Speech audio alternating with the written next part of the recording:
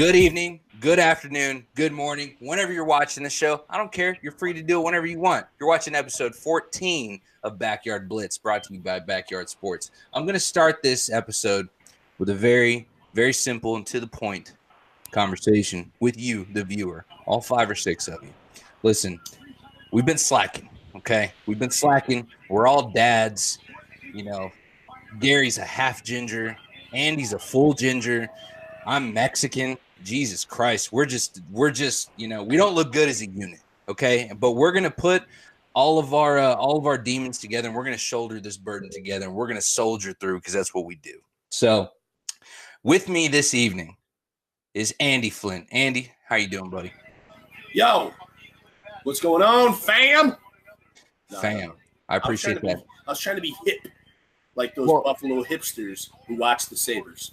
There you go. Buffalo. If you're in Buffalo and you watch the Sabres, you're a hipster. Put the flannel shirt down. Put the beard down. You're not a man. Let's move on. All right. So we're hat fam because we both have the same hat. So, there's that. Until you get to the Detroit Lions shit, then you lost me, But Gary Freeze, you, sir, are here this evening. How are you doing? I'm doing well. Glad to be back at it here. We've taken way too much time off. Way too much time off. I see, unfortunately, you're still sporting the Washington shit. We'll just have to move on from that.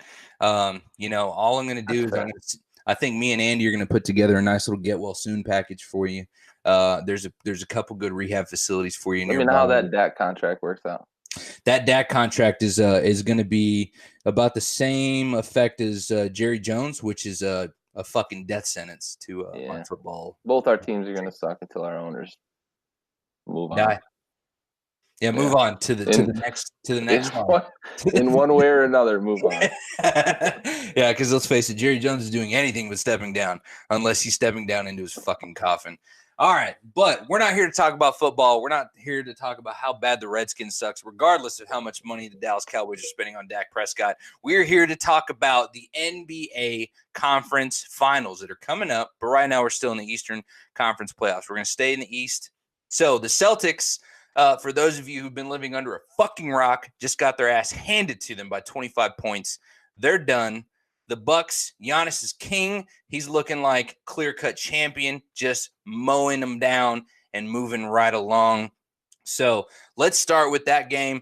I'm going to start with Andy. I want to know what your first prediction was going into the Eastern Conference playoffs. Who did you have to win, and who do you have to take the Eastern Conference Finals? Gary and I talked about this a little bit leading into the season. I can't remember. I think he picked Philly to win the East, and you picked Boston to win the East. Sorry. And I picked Toronto. Either way, we could have been there. I mean, it could have been a thing, and it was damn close. But going into the playoffs as they stood into this round, this semifinal round, I did have Milwaukee. Despite that first game with Boston where they came out swinging. And I had Toronto, and I'm sticking with Toronto to win the East. And, there's multiple reasons why I do think that they're the one team in the Eastern Conference playoffs that has the length and the defensive ability to bother the number one seeded Milwaukee Bucks, despite Giannis, the Greek freak, the porn star slayer, Antetokounmpo. I'm going to stick with Toronto.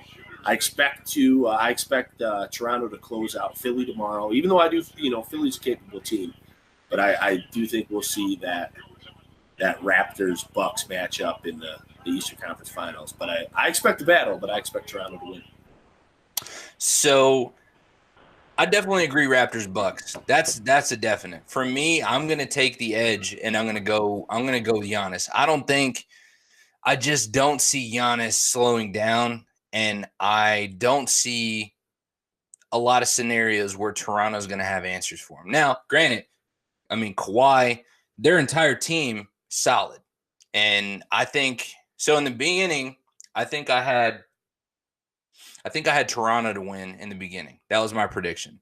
Partly because regardless of what happened in San Antonio, I'm still a big Kawhi fan. It's not a knock on the kid's talent. That dude he's great. And I like the fact that he's a quiet athlete. He's not a fucking showboat, but he comes out and he brings it. Yesterday, dude was unreal.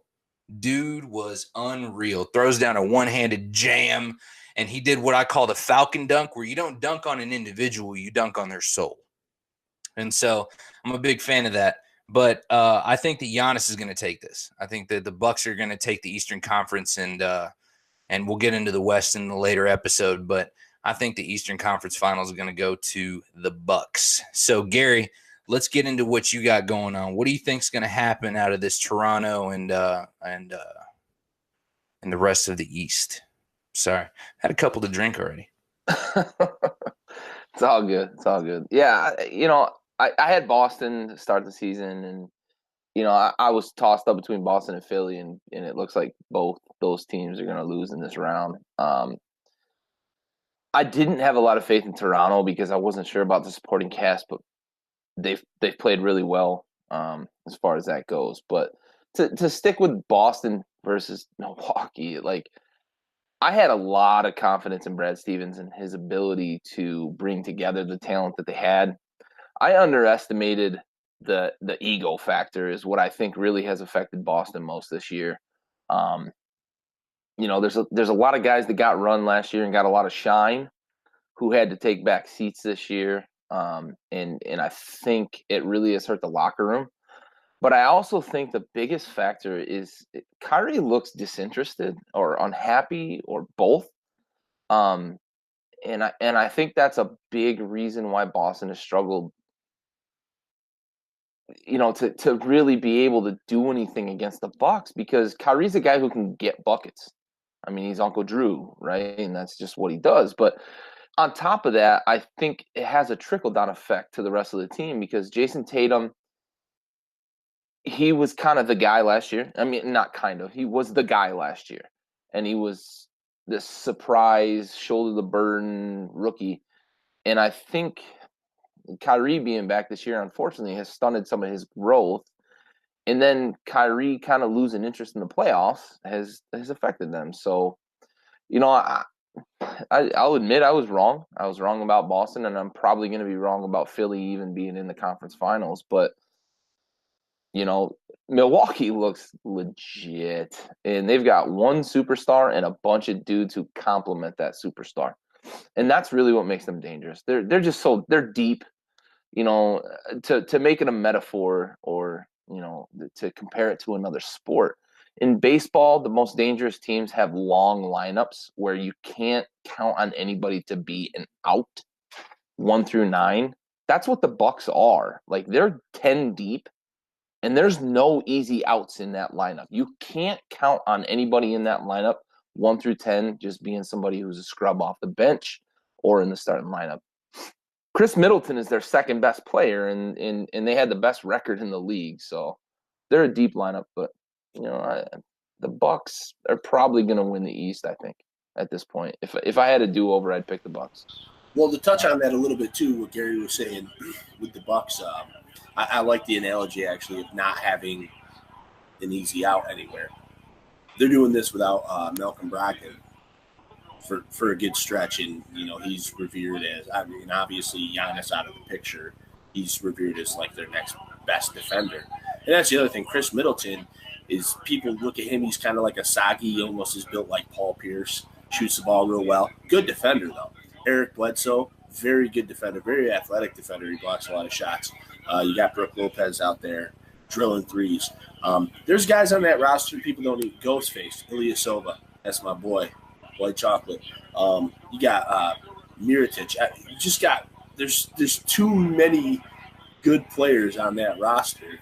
And, unfortunately, I agree with you guys in the sense that I get this inkling that they're going to beat Toronto, but I'm staying with Toronto because that was my pick. And I do think Toronto has the weapons with the length of Siakam and Kawhi Leonard.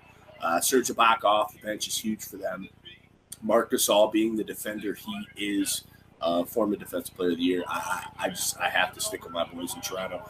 Gary, also, I did want to touch on a little bit of the Boston Celtics real quick, what we were talking about. We've been having conversations for a while now about this, but I think they did a poor job of managing guys. We talked about Rozier, Jaylen Brown, these guys that they probably should have traded because they have too many guys who are redundant. I did want to throw out a stat about Jason Tatum, and I don't have the stat in front of me, so I'm not 1,000% on it. But Jason Tatum has regressed badly this season, and I'm not going to even blame it all on Kyrie. I'm going to blame a lot of it on Tatum, which sucks because I like Tatum. But there was something I saw the stat on Twitter from a pretty reliable source. Out of it was above 50. I think it was 80-some players in ISO situations. It was out of 85 players in ISO situations, Jason Tatum was dead last. 85th, in his percentage. He was terrible in isolation basketball. And last year, if you recall, he was doing a lot of slashing. Yeah, and that's part of what I think why I say Kyrie coming back has stunted his growth, because Kyrie's style isn't kind of complementary to a guy who's a slash and gash guy. When he and LeBron were having success in Cleveland, it was a lot of running the floor, spread the floor, Kyrie going one-on-one, LeBron going one-on-one. It was a lot of ISO basketball, and then they played complementary off each other. And of course, their egos clashed, and that ended badly. But that was kind of a whole different thing. But even you look at the shot he made to win the NBA championship. I mean, that was ISO basketball. He broke a dude down, made a shot. He's Uncle Drew. He gets buckets. That's what he does. That's his style. And Jason Tatum doesn't play that style. I think Jason Tatum's the guy who fits last year's roster better, because it was a lot of dudes who were playing together, spreading the floor, allowing Tatum to kind of work off the ball. He's really good off the ball. And I think that's really his game. And you maybe, with the ISO situations, that's a really good stat to kind of accentuate his deficiency as an isolation ball player. So my question for you, though, would be, do you think that Tatum played more ISO this year because of Kyrie's style forces the need for a LeBron type, another guy? You guys are both shaking your heads like it's crazy, like bobbleheads. So you think it's, let me finish the question. I'll finish it anyways. Do you think it's because his style forces the other player to play that way? Or do you think it's because Tatum, because I don't know Tatum personally, I don't know what this kid's like in his head. Did he get so much recognition? And there were a lot of people last year towards the end of the season who were like, oh, I think Tatum's better than Kyrie. People weren't even necessarily saying that, but that was the vibe. So is it because Kyrie forces Tatum's style, or Tatum forced his style in spite of Kyrie? I think the second part of that question is something that could be a possibility, but on the surface, my impression is that Kyrie's style of play forces that, because Cleveland was very much an iso ball team when he was there. And even when LeBron joined the team, it was still a lot of iso ball. J.R. Smith was, a complement to that iso mentality where he can take the ball, do some things, and then dribble the clock out when, the game's on the line. But that's another story. But I think my impression is that I do think that it has a lot to do with Kyrie's style. Why the Celtics as a whole, in a lot of the games I've seen, the Celtics as a whole have become more of an iso ball team, which isn't what I expected coming into the season. I had a lot of confidence in Brad Stevens. I said that earlier, and I thought that they were going to be able to improve upon what they had last year, and they didn't. I think that Kyrie is one of those players that whenever he went to Boston, he was going to dictate what their playing style was going to be. I think that they were ready to make the changes to kind of mold around him. And it's similar to Westbrook and OKC, right? They kind of mold to what his playing style is, because ultimately he's going to be the guy that's going to get you buckets. He's going to be whatever. And I think that Westbrook is an ISO player, but he's kind of an example. But with Kyrie, he's arguably one of the best ball handlers in the NBA right now, period. Right. And I think that he has that level of respect that he dictates whenever he goes to an organization like Boston. And so, obviously the early on conversation about Jason Tatum being the guy. Okay. Yeah. I mean, being better than Kyrie, I think it's a little too early for that talk, obviously. Right. But it's not to discredit that. It's just to say that right now Kyrie he's the big dick in Boston. And that's not going to change right now, but it could. No, and you're not wrong. Kyrie went there with the intention of being the guy. I just think that, as Andy alluded to a little bit, the roster has become such that he's not necessarily the apex predator on that team. And Tatum got a lot of shine last year, but who was hurt last year? Both Gordon Hayward and Kyrie Irving. When the season, when it really mattered in the playoffs, they were both out, and Tatum had a chance to be the guy. Well, Tatum was the Phoenix through the ashes in a time of despair for Boston, right? So they had two of their key players out, and Jason Tatum kind of rose to the occasion, similar to Nick Foles rising to the occasion for Carson Wentz to get him a fucking Super Bowl. They're gonna revere him as a Super Bowl hero, but next year, what happened? It's the same kind of concept I think that happens there, and so right. that's it's not to discredit Tatum. I think he's a great player. I think he has a lot of potential, but he's still very young on in his career, So I think we're okay there. But we're gonna do a lightning round, super super quick. Where do you think Kyrie is going next year if he's going anywhere? Let's start with you, Gary. Okay, he's going to the Knicks. I think it's a done deal. I have no secondary team that I would guess he's going to. The Knicks. I think it's a done deal. All right, so Andy, I know that kind of makes you a little bit salty, but let's hear it. Do you have any kind of argument to that, or are you kind of begrudgingly in agreement? No, I listen, I think Kyrie Irving is a very weird dude, and my reservations, which are well known with both of you, especially Gary, we went back and forth. I think any superstar who signs with the Knicks or a star player who signs with the Knicks is insane. Tell me why Kyrie's going to the Pacers. I'll play that angle, but I think that Kyrie is one of those insane type of guys. I mean, the earth is flat, shit like that. Maybe he does go to the Knicks. I'm going to say I think he stays in Boston. I feel like Boston, he seems unhappy, Gary. I told you yesterday that I think he's unhappy with the roster more than he's unhappy with the franchise. So I just maybe I don't want the Knicks to be true because I think they're a dumpster fire. Do you think he responds, though, if Danny goes out and gets AD? Do you think if Danny gives up a bunch of the assets, gets Anthony Davis, and it's Kyrie, AD, Jason Tatum, maybe Gordon Hayward, unless Gordon Hayward's included in the trade, but if it's those three as kind of the headliners, do you think Kyrie's more happy? Listen, I think that if it's Kyrie and AD and they have role players like Marcus Smart and like Marcus Morris and Al Horford, I think that he's an idiot not to stay. But again, I thought that Kyrie was kind of crazy with the way that the Cleveland shit ended. And I don't trust his I don't trust his sense of knowing what the fuck he's doing. So yeah. I don't know. It's hard to know where that dude's headspace is. It's hard to know where a lot of athletes' headspace is, but like Kyrie is to me the enigma. I just don't understand what he's doing in life. Yeah, for sure. Besides making money and shit and probably banging chicks. I see you. And for that, I say gang, gang. So, Andy, I want you to introduce this next topic. So we got in a conversation. This is one of those late night, I'm trying to relax and enjoy my fucking life. And then Andy comes in with some random text that kind of fucks up my whole night because now I'm just in thought arguing about this Kobe Kawhi conversation. So, Andy, go ahead and introduce the question so that our viewers, all probably 6 of you by now, can enjoy some deep thought. What do you got? I'm banking on about 9 viewers.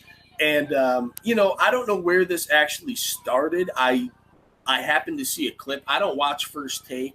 And I hope you guys don't watch First Take either because it's trash. It's even turned Max Kellerman, who I once liked, into trash. I was just about to say that. I completely agree with you. Max Kellerman used to be like the best dude on TV. Now he's fucking useless. Yeah, he's fucking fake news. All right. So I don't know if it started there, but I know some of the clips I've seen are from there. And one of the most disappointing things is Kellerman brings up this Kawhi Leonard over Kobe thing, like in the clutch, in the playoffs, okay? Kobe stands. I know there's a bitch load of you on our fucking page because that pyramid thing with the NBA players, you got some explaining to do. And I'm still upset about that. And I love Kobe. But, you know, when Kellerman brought this up, Stephen A. Smith, who's a donkey, and Jay Williams, I'm a little upset with Jay Williams because I thought Jay Williams was a good fucking analyst. And they both, like, Jay Williams acted like he wanted to leave for Kellerman, even insinuating that Kawhi Leonard might be more clutch than Kobe in clutch spots in the playoffs. And I don't think it's crazy. Listen, at this point, despite the numbers, because Kawhi's had way less attempts than Kobe, I'm not going to say yes, Kawhi is better, but I think it's a very valid argument. You can make this argument. Kawhi's put in his work. It's started with the Spurs. He won an MVP in the finals against fucking LeBron James, and now he's doing this thing in Toronto. And I watched this whole series against the Magic, and some of you laughing, the Magic, ha ha ha. But like, the Magic had some long players who were giving Kawhi trouble offensively, but when that shit counted and came down the stretch, Kawhi did Kawhi things. And Kawhi is probably, to me, the most perfect mix of like a Kobe Bryant and a Tim Duncan.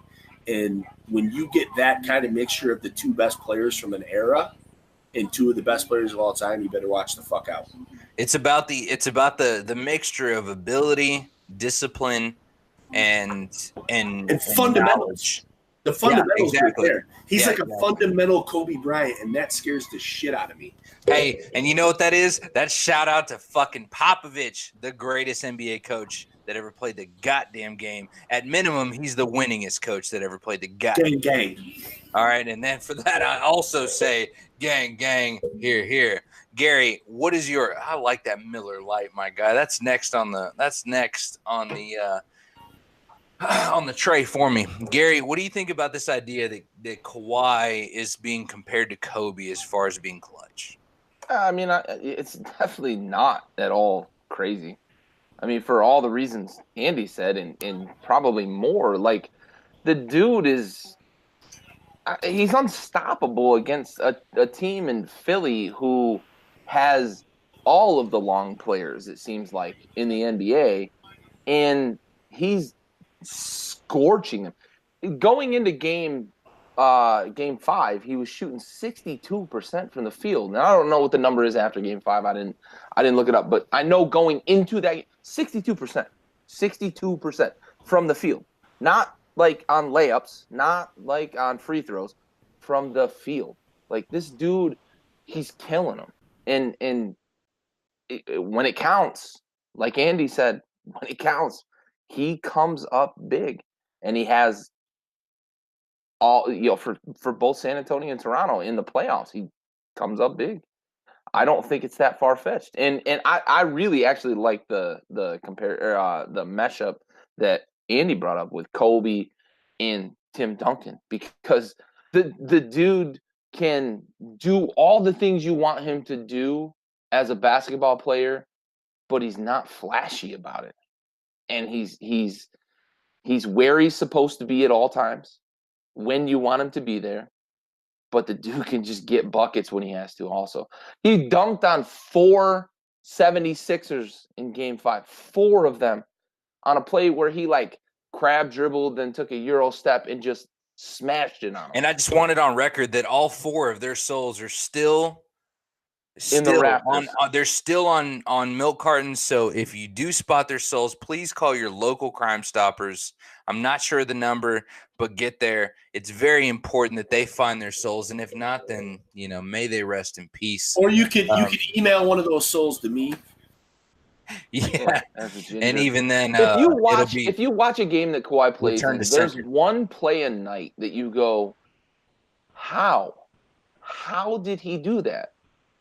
And sometimes it's like something as simple as a layup. Game 4, there was a play where he went between J.J. Redick and then took his right step around Embiid and laid it up. And I'm like, how the hell do you make that bucket? There's one play a game if you watch. In the words of Sir Mix-a-Lot, he's long, he's strong, and he's down to get the friction on. And I'm pretty sure I saw him leaking transmission fluid, so it is what it is. Definitely a fucking android. Holy shit, we just went there. We really did. We really did. Okay. All right. This episode is brought to you by Sir Mix-a-Lot. So I think we're all in agreement that Kawhi is fully capable of bringing an Eastern Conference Finals championship. I think it's 2-1, Giannis versus Kawhi. It's kind of a big deal, but so I guess we will just have to see, and we will follow up once the Eastern Conference Championship takes place. Hey, that island treated me well in the NFL playoffs. Just letting you know. There you go. The island treated you well. So maybe it'll treat the Ginger well. The odds are automatically stacked against him. The East are going to win the NBA Finals, too. I mean, we'll get into that in the next episode, but just to put it in the most like G-rated version possible, come all the way the fuck down with all of that. Anyways, on a lighter note, let's get back to what these episodes are really about. Backyard Sports, we are a veteran-owned, veteran-run podcast. And so every episode we like to dedicate to a fallen service member. And this episode is going to be dedicated to Sergeant Holly Belinsky, and she passed away March 7th, 2019 during Operation Spartan Shield. She was 37 of Pinkyville, Illinois. It's kind of an interesting city. And unfortunately, she was killed in a vehicle collision in Kuwait. So this episode will be dedicated to you, Sergeant Holly Belinsky. We have the watch.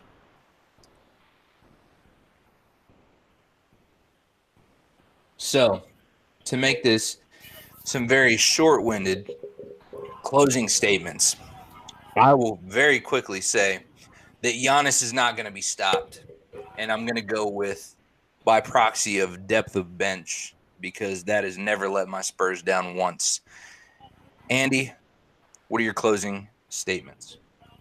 Yo, my closing statements are, I just watched Austin Rivers shoot a near air ball, kicked his leg out like he's been watching James Harden too much, and there wasn't even a defender fucking 9 feet from him. So I don't know what this dude is doing. But we must note that he doesn't simply have a job because his dad is the coach anymore. So something going on. Ooh, shots fired. Gary, what do you got?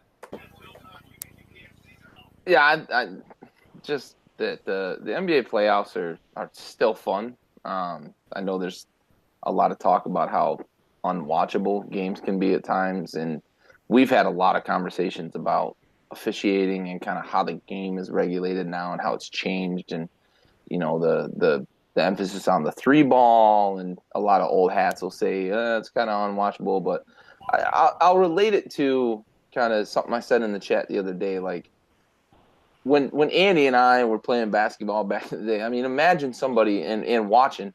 Imagine somebody jacking up a 3 up 10 with like 4 minutes to go. Like, we would have absolutely assaulted them verbally. But if you look back to like even just the Larry Bird era, which is 15 years before we really got into basketball, the 3-pointer was like a non-factor at all. Like, the 3-point contest at the All-Star game was a real commodity. So the game has evolved.